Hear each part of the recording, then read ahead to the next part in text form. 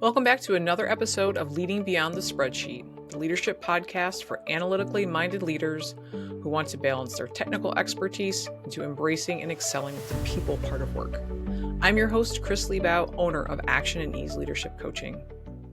There's never enough time in the day to get it all done.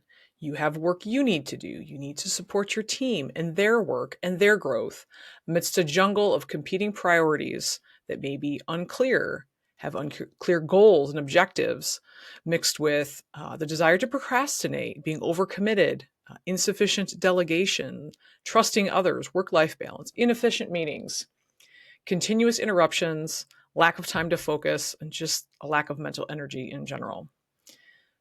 None of these things happen in a silo, and it can create a vicious cycle that can be on a runaway train. And you can't work to optimize all of these different things at once. And so it takes some clarity and focus of picking a way to start to find some calm and method to all this madness. I like to look at this in 4 different categories: a matter of volume, focus, mental energy, and perspective. In this episode, we're going to take a look at volume and explore a few different ways and concepts to organize what's coming out of that fire hose at you. We will have a part 2 where we're going to dive into those other 3. Kicking things off with volume. When faced with the issue of sheer volume of task, assessing risk becomes essential to your ability to triage what's going on. In the medical setting, or a mass casualty event, medical professionals use a process of triage to quickly sort individuals using a color-coded system called START, which stands for Simple Triage and Rapid Treatment. It goes a little like this. Somebody may be classified as red because if they do not receive attention immediately, it could be fatal. Yellow is for patients who are seriously ill, but their life is not immediately at risk. So this could be a broken bone. They need to be seen and have prompt care, though they're not as high in priority as those red patients. Then there's those people that are classified as green. They're the walking wounded. Those are the, if you can walk, stand up and go wait over there. They need to be addressed, though time is not a critical element. And then there's black. This is if someone is injured, they are either already deceased or they have injuries that are so intense that they're not likely to survive. And additional resources should not be put towards those individuals because it will take things away from those people that have a red or yellow status. How do we adapt this into the business setting? A red might go like this. Critical issues that could have severe repercussions if not addressed immediately. This could include significant drops in revenue, major compliance violations, urgent security breaches, or critical system failures. We need immediate intervention to ensure that this extensive damage isn't going to impact the operation or reputation or cause extensive damage. So we need to contain what it is that's going on. Leadership and critical management teams should be mobilized without delay to address these issues. Yellow would be important issues that could be developed into serious problems if ignored, but are not immediately threatening to the business. So that could be decline in employee performance, moderate customer dissatisfaction, or emerging competitors threatening market share.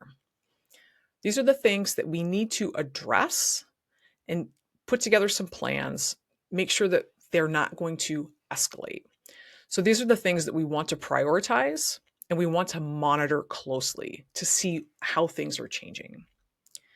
A green classification are things that are less urgent, that need attention, but do not have immediate threats to the business.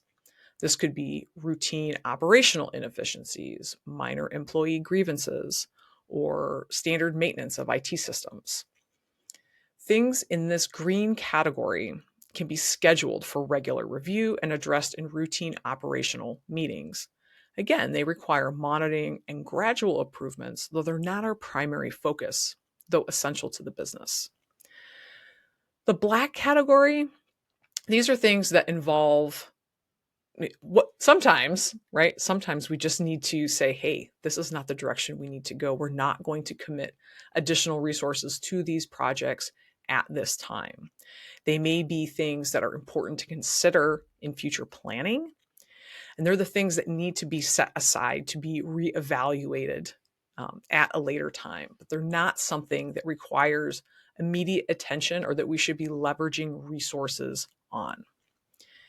Your organization may have a risk register or other method used in associating risk on projects.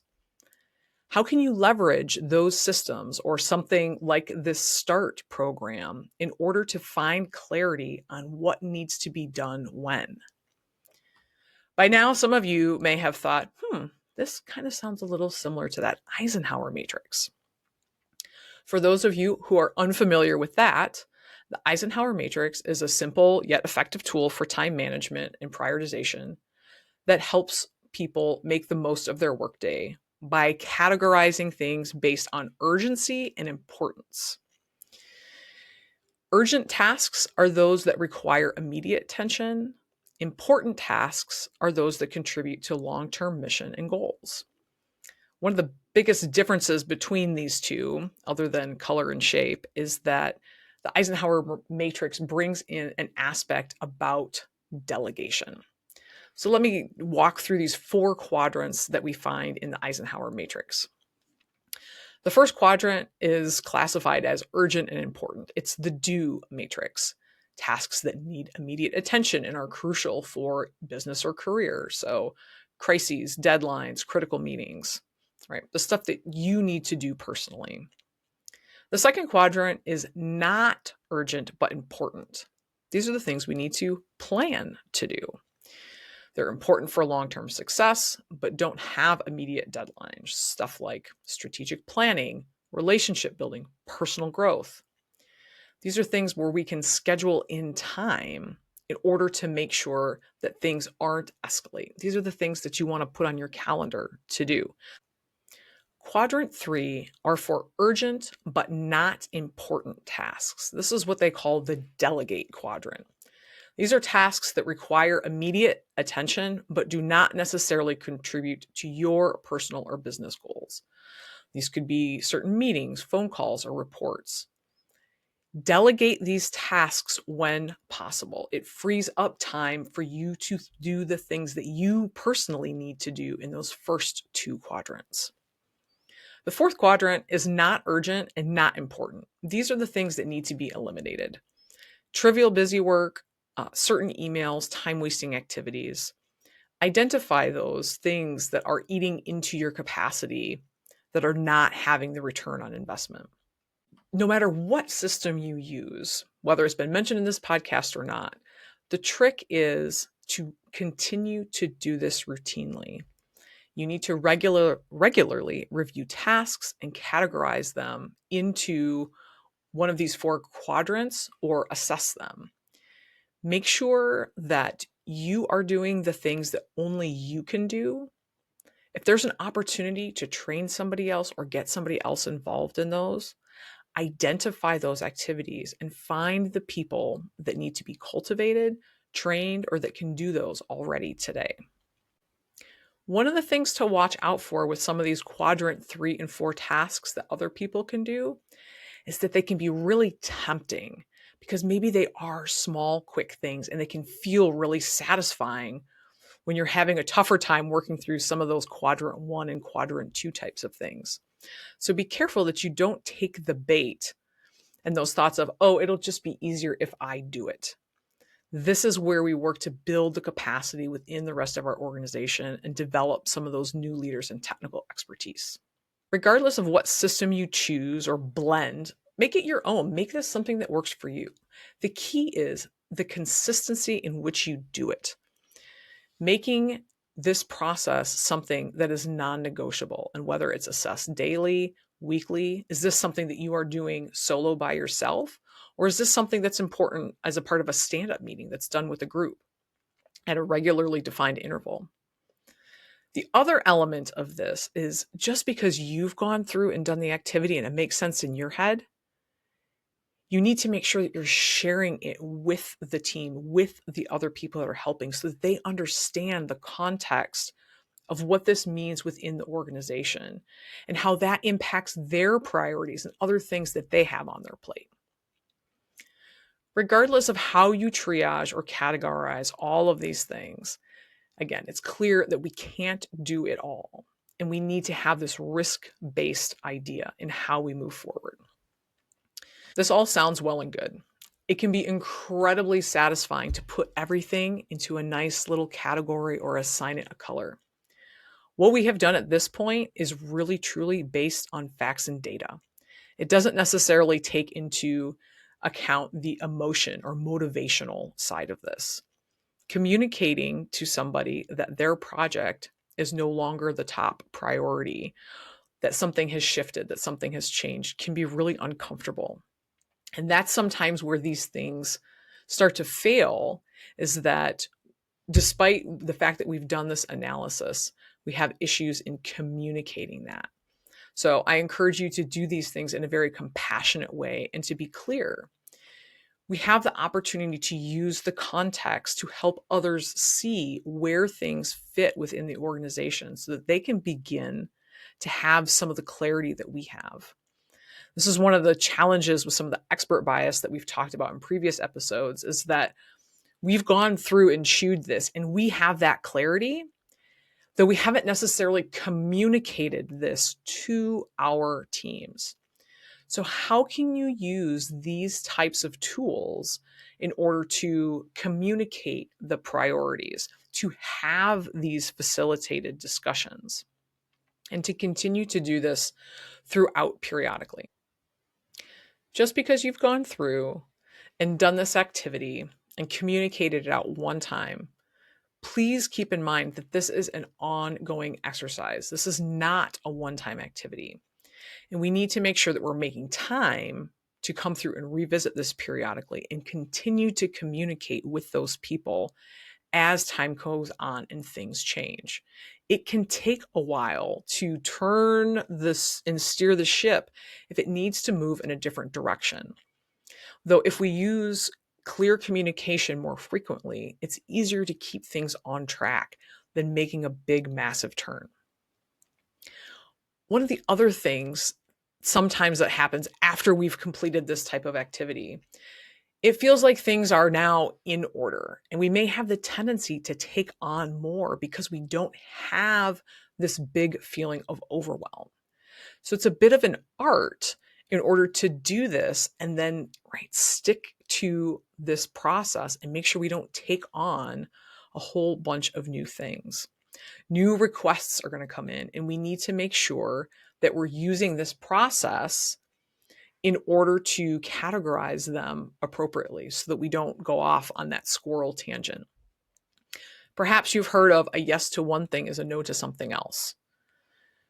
When somebody asks you to do something new or a new direction, feel free to pause and let them know that you'll get back to them. Take that data, go back, look at everything else. If it's your boss, take a moment, come back and say, okay, I've heard this. Where does this fit in? Or what else needs to be taken off that plate in order for me to be able to focus on that? I have never been able to remember everything that all of the people on my team have on their plate. So it's great when people come back to me after I've given them something that's a priority to do, and they say, hey, where does this line up with this other thing? Maybe it's something we haven't checked in on in a while because they're out there crushing it and we haven't had to do that. So it's important to understand where these tasks that we delegate fit into everyone else's risk register or triage box. The other aspect too is related to our capacity and our calendar. Again, making time to do this triage or assessment each day, whether you prefer to do it in small bites throughout the day or you actually want a planning period built into your calendar, it does take time to do this. And sometimes we forget because it's not something that's scheduled into our calendar. And those red tasks arise, those things that require our immediate attention.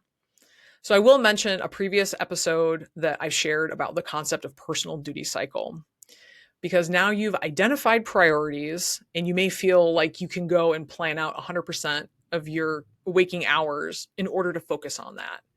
The challenge is we need to have a bit of that surge capacity for the unexpected. One of the things that I have implemented on my calendar is I have 2 blocks that I call buffer blocks. They're each an hour, and they serve as a visual reminder that I need time each day to do these types of activities. Yes, I do need to triage my email inbox. I do need to follow up with people. So I need to have planned time for those unplanned things. How can you integrate that into your routine or into something visually in order to make sure that you have the time, the discipline in order to continue to assess risk and manage?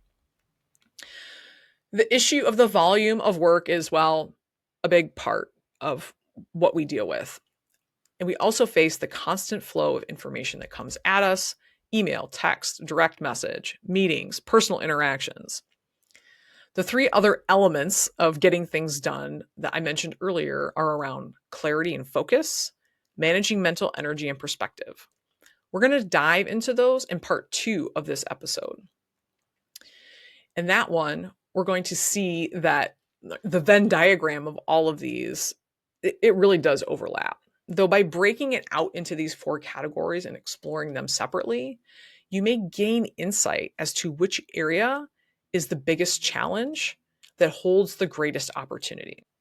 If you've listened all the way through and are saying, these are great in theory, Kris, but they didn't work for me, I'll remind you that a significant part of what we've talked about here are things that are related to tools. And it's common to try out a tool, and maybe there was an aspect of how it was introduced to the team, something that impacted the adoption and the integration that around consistency and discipline that impacted its effectiveness. Basically, we're talking about creating some new habits, and those things take time. There may also be some underlying patterns that impact any tool's effectiveness, such as patience, expectations, frustrations that it doesn't solve all the problems, and it wasn't that silver bullet that we were hoping it would be. These are all reasons why we don't stick with stuff that's valuable and good for us.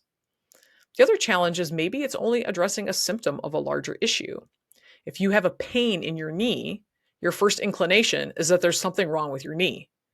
And maybe it is, but it could also be a problem with your foot, a tight IT band or hip flexor, or even an issue in your back. This is where coaching becomes powerful, when you've tried the different tools and techniques and you still haven't seen results or big enough results. Together, we can take a closer look and we can see what valuable perspectives you need in order to get these things in a different light or get closer to the actual issue rather than going after the symptom. If you're ready to take a closer look at the challenges you and your team are facing to find the real issues and drive real change that lasts, visit www.actionandeasecoaching.com to schedule a free half-hour discovery call today. We'll see you in the next episode.